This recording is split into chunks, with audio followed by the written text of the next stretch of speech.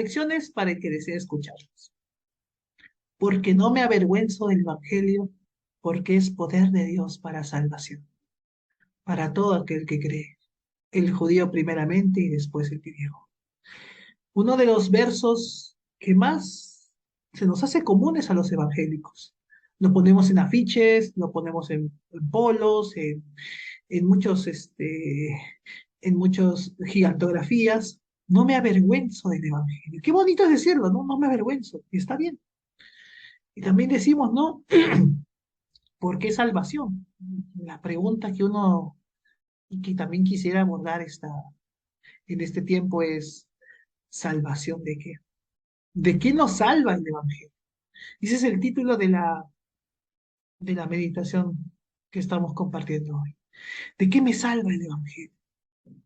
Lo cierto es que el Evangelio es salvación para todo aquel que cree. Y qué bonito es recordarlo y qué bonito pues es tenerlo grabado, tener grabado este versículo. Pero entendemos lo que significa esta expresión. ¿De qué me salva el Evangelio?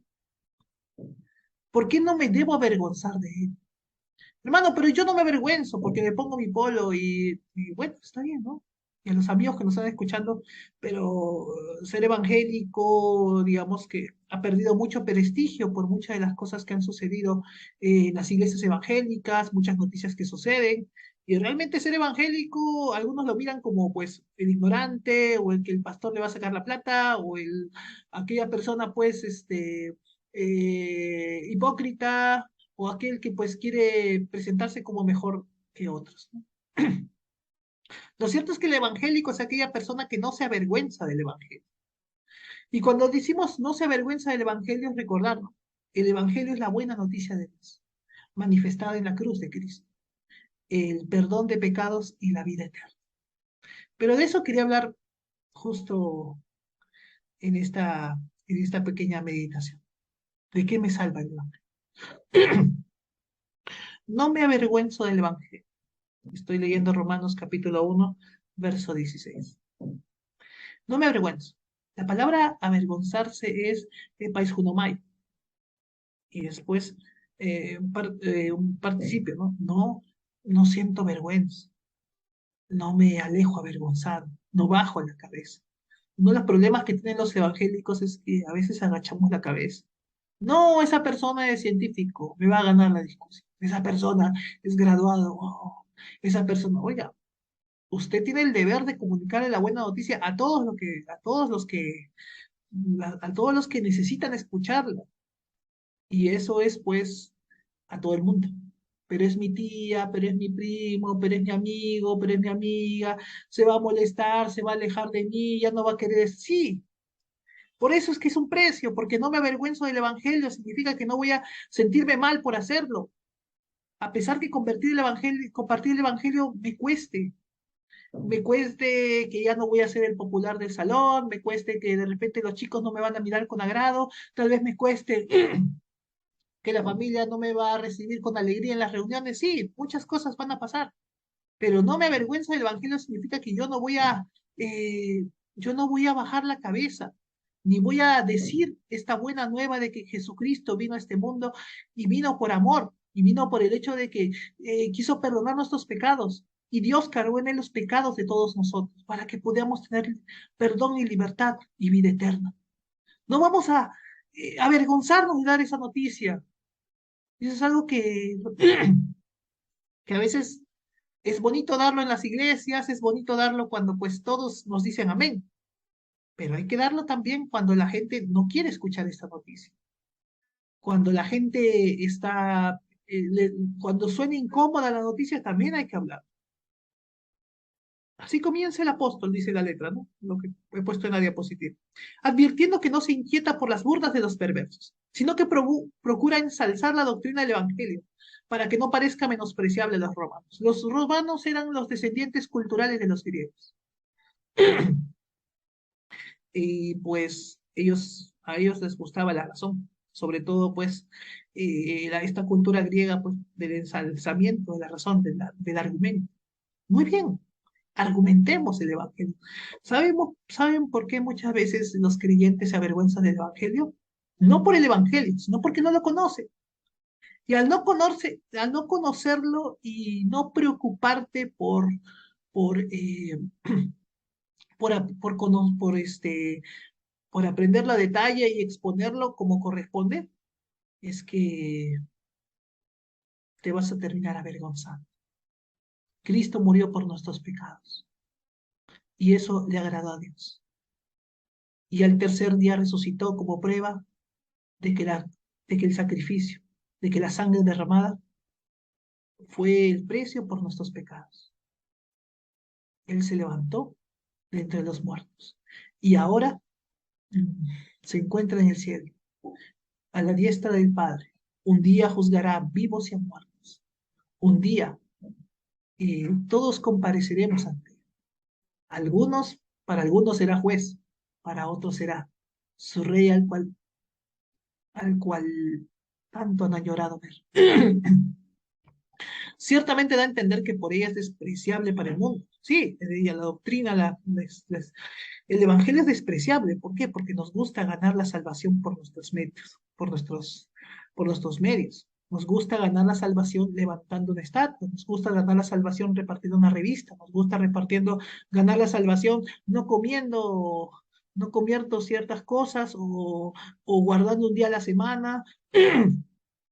Nos gusta que la salvación pues sea nuestra, ¿no? Seamos nosotros. Pero lo bonito del Evangelio es eso, de que eh, Dios es el que nos buscó. Dios es el que hizo la acción de salvarnos a nosotros. Esa es la gran diferencia con cualquier otra eh, creencia que existe. Es que aquí nosotros también somos malos. Somos tan malos como cualquiera. Pero sin embargo el Señor decidió cargar nuestros pecados en la cruz de Jesucristo. Mucho más por este medio los prepara para sufrir el oprobio de la cruz de Cristo, a fin de que no desestimen el Evangelio, cuando lo vean como objeto de risas y burlas de los inicuos. Es verdad, inicuo significa apartado de la luz, apartado de la fe.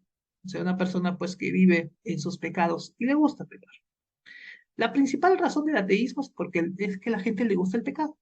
Así de simple. Me gusta el pecado y me gusta hacer, y si tengo un Dios que me va a decir que no haga esto, uy, qué mal es.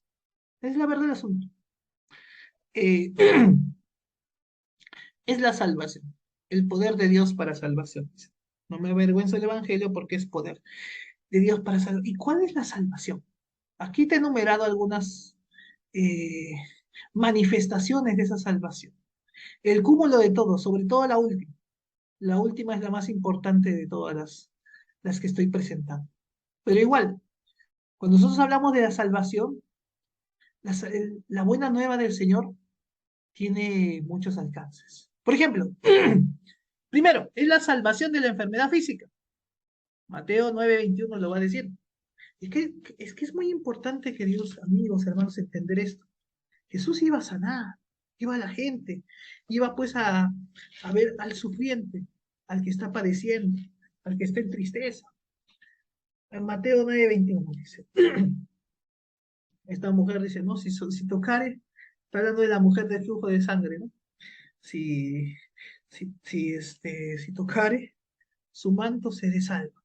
Y usa la palabra sóteros, que es salvación. Solamente. ¿Por qué? Porque era una confianza en Dios. Señor, tú me vas a sanar.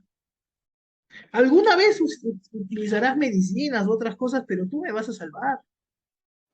Y yo necesito creer y confiar en que Dios va a sanar mi cuerpo. Lucas 8:36 dice también, ¿no? Y y los que lo habían visto les contaron cómo había sido salvado el endemoniado. El endemoniado, reprensión de demonios. Ojo, actualmente pues, cuando hablamos de demonios, hablamos de gente que ha perdido su voluntad, los adictos, las personas pues que no pueden dejar de hacer ciertas cosas. Hermano, mi voluntad la he perdido por una persona, por una situación. Esa es la palabra daimón, mentalidad, demonio. No piensas que demonio es un hombre pues con cachitos y tenedores, ¿no? y un tenedor que te pincha. No. El Señor te va a salvar de la enfermedad física. Estaba orientado a rescatar al ser humano en cuerpo y en alma. Sí, el Evangelio es sanador. El Evangelio dice la palabra del Señor que, que es sanidad, que es sanidad, porque restaura familias, porque levanta hogares. Una mamá que está enferma, ¿cómo se va a alegrar más? ¿Por la medicina o la inyección que le ponga? ¿O por ver a sus hijos reconciliados con él? Yo estoy seguro, pues, que la mamá va a ser más sanador, va a ser más sanadora la reconciliación, el perdón y el amor que cualquier cosa que este mundo le dé. Estoy seguro que sí. ¿Por qué? Porque el reino de Dios es eso, es también salvación de la enfermedad. Hermano, pero ¿el Señor sana a todos? La pregunta es, y siempre cuando tratamos con un enfermo le preguntamos, ¿y por qué quieres ser sano? ¿Por qué quieres ser sano? Entonces la pregunta del millón es, ¿para qué quieres que te sane el Señor? De repente tus motivos no son los correctos. Por eso es que no estás siendo sanado.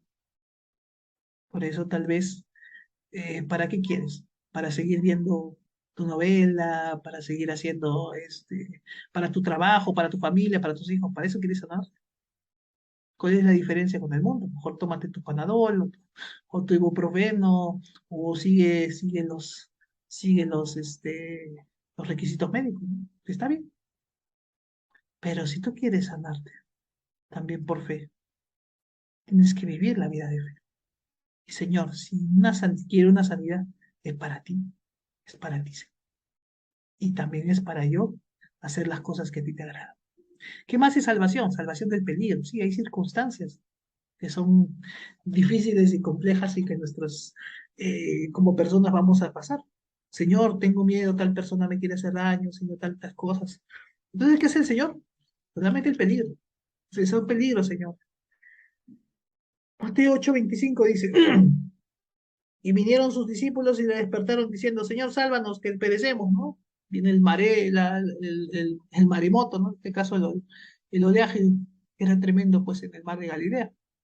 Señor, mira qué bonito, ¿no? Jesús estaba descansando en el bote, ¿no? Los discípulos, Señor, Señor, auxilio, ¿no? Jesús se levanta, ah, ¿qué pasó? Ya, viento, cálmate, pa. Seguramente se echa a dormir, ¿no? Ya no molesta. ¿Por qué? Porque es la salvación que te da Dios. Hermano, pero ¿por qué Dios no salvó a todos los cristianos o no sanó a todos los cristianos? Sus propósitos son mejores que los nuestros. Y Él seguramente incluso esa aflicción, si uno es un creyente que lo ama, va a ser utilizada para su gloria. Esa sangre de los mártires de los primeros siglos fue utilizada para la expansión del reino de Dios. Hermano, pero ¿por qué Dios no tiene otra manera? No sé, yo estoy seguro que los mártires están contentos porque están en la presencia de Dios, están vestidos de ropas blancas y están gozándose con su Señor y lo harán para siempre. O sea, ellos ya ganaron, ellos ya ganaron. Así que a veces pensamos en función a esta vida terrenal y pasajera. Es la salvación de toda contaminación. También el cristiano está salvo del contagio de una generación retorcida y perversa. Eso también es importante. ¿Por qué? Porque el Señor te aparta de las malas influencias. O busca hacerlo. La salvación también es apartarte de las cosas, pues, o de las influencias de este mundo, las cuales son, pues, adversas. Hechos 2:40 dice. y les y con otras muchas palabras testificaba y les exhortaba diciendo, sed salvos de esta perversa generación. Es cierto, sed salvos de esta perversa generación. Esta generación es perversa, esta generación es mala. Justo con alguien preguntábamos, ¿no? ¿Por qué estos programas de televisión tan abominables, tan aborrecibles, tienen pues tanto rey? Porque la gente los consume. Tenemos una generación en la cual alguien preguntaba, ¿no? Hermano, ¿sí? ¿Y por qué Dios deja vivir al violador? Bueno, si Dios destruye al violador, también tendría que destruir la fuente de ese violador. Y tendrían que destruir también los canales de televisión, tenía que destruir pues a todos, a toda la gente pues que en televisión pasan pues eh, eh, acción o que pasan pues eh, programas inclinados al sexo, o también tendría que destruir pues a aquellas personas pues que hacen, que hacen pornografía, también tendría que destruir a aquellos pues que permiten que eso suceda, ¿no? Los empresarios, estas cosas a este sistema. Pero, señor, ¿por qué no, por qué este niño de África se muere de hambre mientras que y Dios no existe, porque si Dios existiera, ese niño de África comería? Bueno, tendremos que, si Dios tendría que establecer su justicia, primero que nada tendría que hacerlo contra la generación, contra este mundo, que le paga a Neymar 220 millones de dólares por patear una pelota y meter un gol, a Cristiano Ronaldo 100 millones de dólares, a Messi otros tantos millones de dólares. ¿Cuántos niños de África podrían comer allí? Pero tú prefieres darle tu plata a Messi, a Cristiano Ronaldo, tú prefieres irte a Qatar que darle de comer a un niño. Y todavía le echas la culpa a Dios. Por eso es que ser salvos de esta perversa generación. O sea, el Señor dice, salvos, te abre la mente y dice, realmente este mundo es perverso, ¿no? Y el Evangelio te hace recordar que este no es tu mundo. ¿Qué más? ¿Qué más? Eh, dice aquí, es la salvación de la perdición. También es cierto. Es la salvación de la depravación. Mateo 18:11. Este mundo nos hace malos a todos. Este mundo nos hace perversos a todos. Por más que el humanismo te diga lo contrario, hay filosofías huecas, ¿no? Sutilezas, hay este, filosofías pues endemoniadas que te dicen, el hombre es bueno, pero la sociedad lo corrompe. No, falso. El hombre es malo. Y esta sociedad mala, precisamente, causa de un corazón malo que tiene el ser humano. Mateo 18:11 dice, porque el Hijo del Hombre ha venido a salvar lo que se había perdido. ¿Qué es lo que se había perdido? Aquello que había sido rebelde, aquello que había sido deshonesto, aquello que había sido pues infiel, aquello que había sido pues fraudulento, aquello que había sido desobediente para con él, aquello que lo había humillado, lo había humillado, lo había dejado, lo había pues se había escapado de él. Es como Adán. Cuando Adán peca, lo primero que hace es escapar de la presencia de Dios. Acá es lo contrario, Jesús viene a acercarse a quien lo odia. Por eso es que la palabra del Señor, cuando habla de Jesús, dice, ¿no? Y cuando el Padre le habla, dice, ¿no? Hasta que ponga a tus enemigos por estrado de tus pies, ¿no? O sea, el Señor va a estar ahí en la eternidad, en el reino de los cielos, ahí, hasta que ponga a sus enemigos por estrado. El estrado era donde los reyes caminaban, donde esos esclavos que dirigían al rey hacia cierto punto, ¿no? Porque el rey no podía caminar. Y 4 esclavos tenían que cargarle su silla, y el rey sentado arriba. Eso es lo mismo, nosotros somos el estrado de sus pies, porque nosotros, pues, éramos sus enemigos y ahora llevamos a Dios a todo lugar. Eh, los que se habían perdido, ojo que es interesante que dice, ¿no? Lo que se habían perdido. ¿Por qué? Porque por propia iniciativa y decisión nos habíamos perdido. Es la salvación del pecado. Eso también es algo interesante. Es la salvación del pecado. La salvación de Cristo nos libra de la tiranía del pecado que paga a sus súbditos con la muerte. Es cierto. Mira lo que dice Mateo 1:21.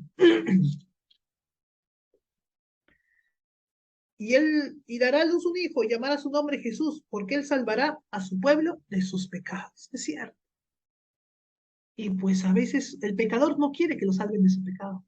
Al mentiroso le gusta mentir, al fornicario le gusta la fornicación, al adivino la hechicería, al corrompido la corrupción, al ladrón seguir robando.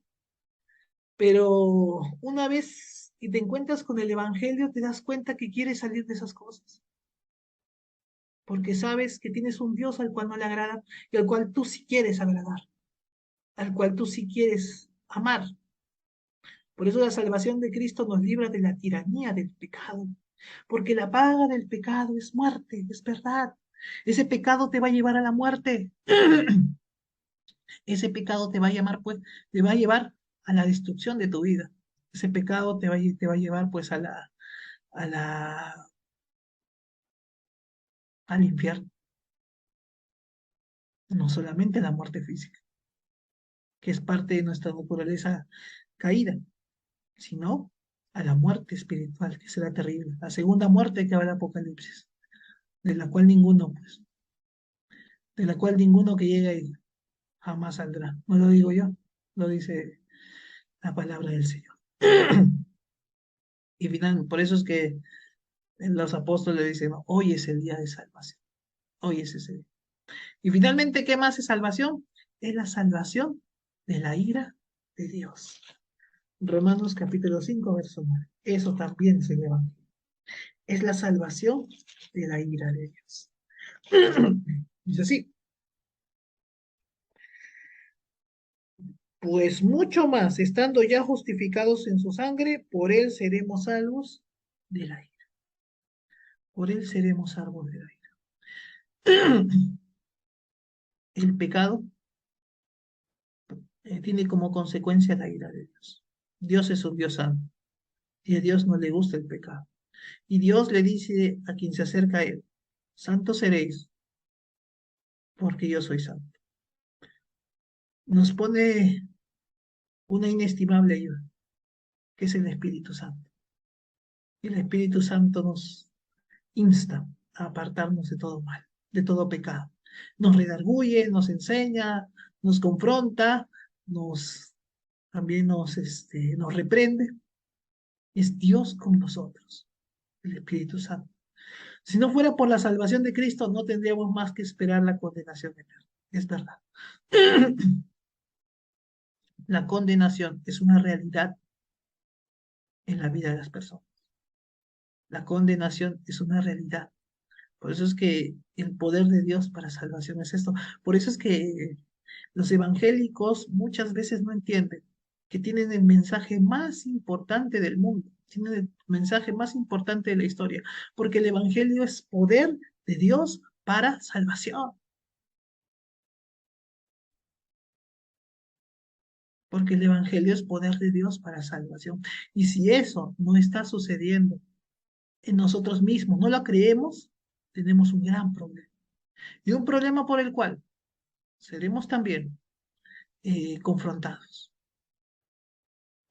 ¿Cuántas personas, cuántas vidas quizás nos maldecirán en la eternidad por no haberles proclamado el Evangelio y por la vergüenza que teníamos? No hay que avergonzarnos del Evangelio, porque el Evangelio es poder de salvación para enfermedad física, para el peligro inminente, para la contaminación y corrupción, para la perdición, para aquellos que por su pecado están perdidos, es la salvación del propio pecado y es la salvación de la ira de Dios. Ese es el poder del mensaje que tenemos. Es el poder de Cristo Jesús manifestado en en nuestras vidas. Alguien preguntaba, ¿no? ¿Qué es más importante, tu vida o el mensaje que llevas? La respuesta está aquí. Mira la importancia del mensaje que llevas. Y si te tiene que costar la vida, que te cueste, porque nosotros ganamos la vida eterna. Porque todo aquel que ama su vida la perderá. Y todo aquel que la da por causa de mí, la hallará. Es una promesa del Señor Jesucristo.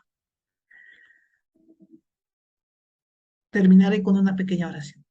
Gracias Dios por esta palabra que se nos dio. Gracias Señor también porque el Evangelio es tan grande.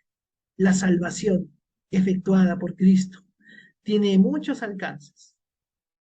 Y perdónanos si alguna vez nos hemos avergonzado de ella. No hemos hablado y no hemos nosotros mismos transmitido la urgencia y también la profundidad del mensaje que estamos llevando.